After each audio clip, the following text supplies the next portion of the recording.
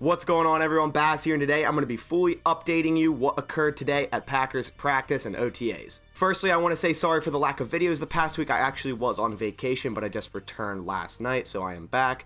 I'm ready to produce out some Packers content. Also, if you aren't subscribed already and you do enjoy Packers and Packers news, Packers highlights in general, definitely please consider going down and clicking that subscribe button. We just hit over 20,000 subscribers, and I cannot thank you guys enough. I will actually be giving away a piece of Packers memorabilia here in the next couple of days, so definitely be on the lookout for that video. Again, thank you to everyone who watches my videos and has been subscribed over the many years. Alright, so let's get this video started. So as we all know, Aaron Rodgers, obviously he's not present in OTAs. He's actually in Hawaii for a friend's wedding, and he was on ESPN last night.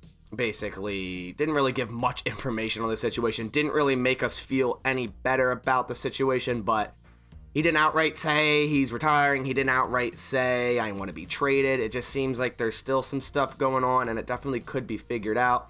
I think we're going to learn more and more as June 1st nears, and basically a lot more will unfold. As for the other players not present in OTAs, we're going to run down the list real quick and basically give my thought on it.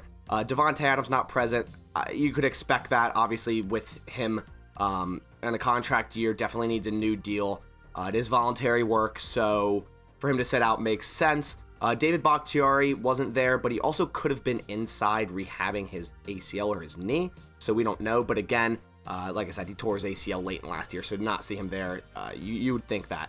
Jair Alexander also not present. Again, contract year. He is on that 5th-year option deal, but again, normal not to see someone like him at OTAs.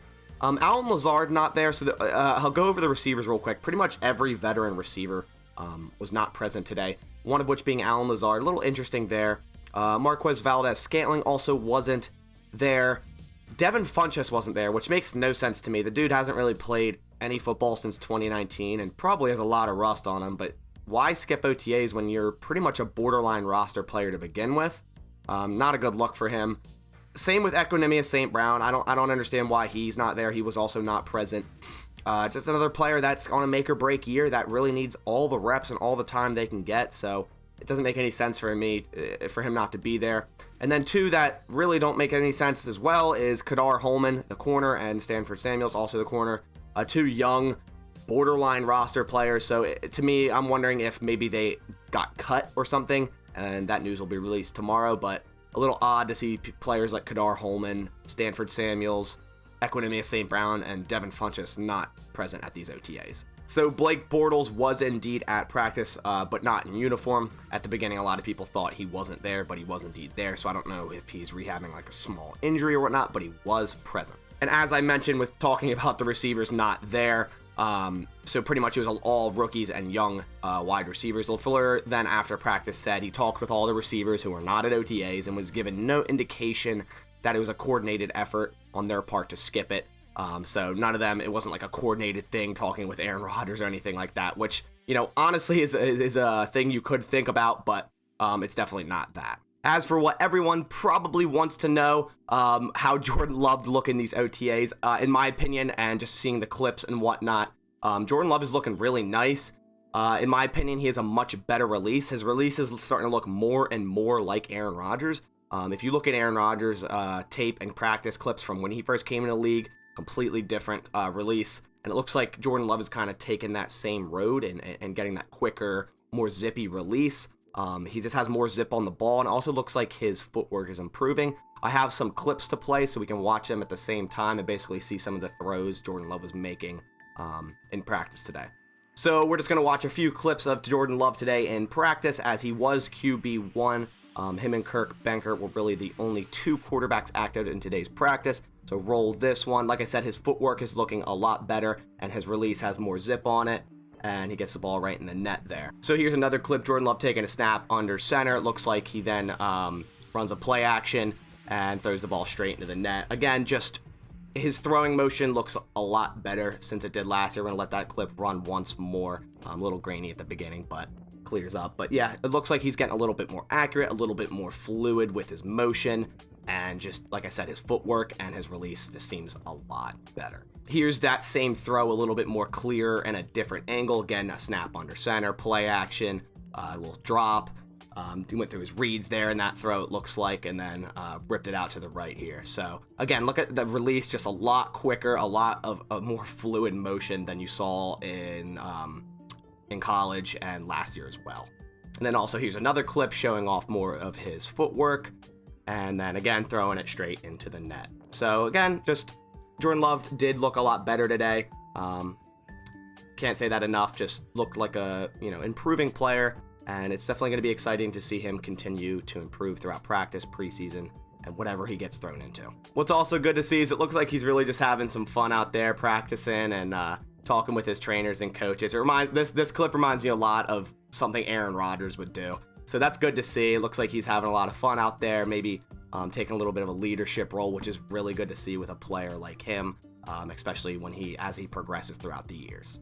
Also, Josiah DeGuara was also present, and this is after he tore his ACL in week 4, so that's a really good sign to see him kind of out there, at least just there in general. I'm really excited about him. He showed some great promise before tearing his ACL, and I think the Packers have a very, very deep tight end room. As for the running backs, A.J. Dillon looks even bigger this year, the quad father. I don't know if he got bigger or Aaron Jones got smaller or both, but I am so excited to see this running back duo this year. I think it's going to be one of the better running back duos in the NFL.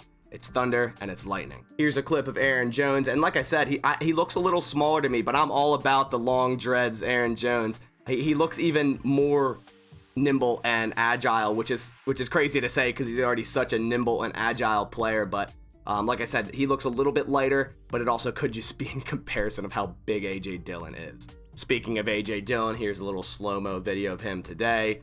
You can just see his footwork and pretty much his cut ability and just his massive quads, his tree trunk of legs. I'm so excited to see A.J. Dillon get more snaps. Before they re-signed Aaron Jones, I was full, hype train about A.J. Dillon. And I still am, and I think he's going to get a lot of snaps. I think they're going to both get a lot of snaps, which I love to see, keep both of them fresh, and really, attack the defense in 2 different ways. Just overall, very excited for A.J. Dillon. As for the Packers offensive line, we finally got to see how it lined up in the first team offense, and a question finally got answered at who would be playing left tackle in David Bakhtiari's absence, and it was indeed Elgton Jenkins. Now, this was definitely an option. I thought it might have been Billy Turner, but Elgton Jenkins can pretty much play anywhere on the offensive line, and I think he could be, an all-pro player pretty much anywhere on the offensive line. And this keeps Billy Turner at his best spot, which is right tackle. But going down the list, then that means John Runyon is starting at left guard, which I really love to see. I think he showed great promise last year, and he should be a starting guard in this league and on this team. Josh Myers also started at number 1 center. No real surprise there. Day 2 pick. I fully expect him to be the starting center come week 1. And then that leaves Lucas Patrick at right guard. And then, of course, like I said, Billy Turner at right tackle. For an offensive line that is sans David Bakhtiari and Corey Linsley, I still think it could be a very talented group. And then, of course, whenever David Bakhtiari returns, that would move Elgton Jenkins back to left guard. And then pretty much the only weak spot, I guess, would be right guard. But at that point, John Runyon could take that spot, and also Royce Newman. Speaking of Royce Newman, he did actually get some reps at starting right guard today. So it's definitely a competition to look out for between him and Lucas Patrick. Lucas Patrick's on the last year of his deal. It wouldn't surprise me if Royce Newman came out and really practiced well if Lucas Patrick was a veteran cut come start of the year. And finally, as for some defensive notes, Chris Barnes was still linebacker number 1 as expected. Adrian Amos appeared in the box a lot, which I really am interested to see. I want him to be more of that box guy as well, and you could even do it with Darnell Savage as well. So just moving, I'm really interested to see how Joe Barry moves these safeties around and really utilizes their skill sets. And then also what was interesting was Ty Summers, the linebacker, was very vocal and in command a lot. I think he could be one of those veteran presences on special teams, maybe even get some inside linebacker snaps. I still think Kamal Martin is definitely over him in the pecking order at inside linebacker, but it's good to see him kind of starting to be more vocal and really taking like a more of a leadership type of role. So that's about going to do it for today. Basically just wanted to go over and update you guys everything that happened at Packers OTA practice today, with who sat out, how Jordan Love looked, and all of that.